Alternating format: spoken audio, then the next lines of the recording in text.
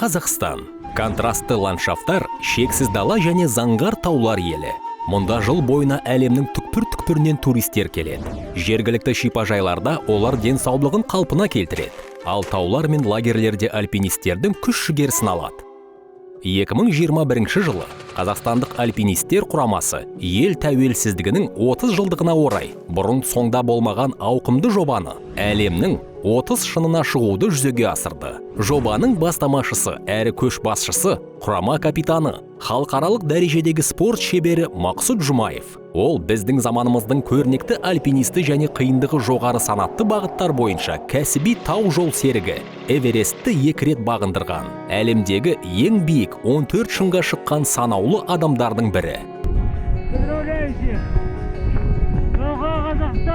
Қазақстанның туы көкке желбіреген сайын Мақсұт Жұмаев туған жерін әлемге танытып отырды.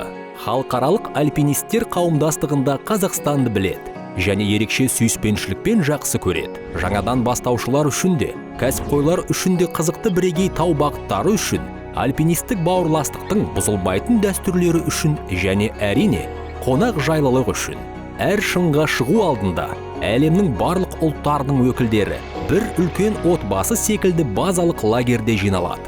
Мақсұт Жұмаевтың үлгісі және оның үлкен альпинизм тәжірибесі жыл сайын мыңдаған адамдарды оның жолымен жүруге, қар басқан шыңдарға қайта-қайта оралуға шабыттандырады. Ал Қазақстан өз қонақтарына әрқашан қуанады.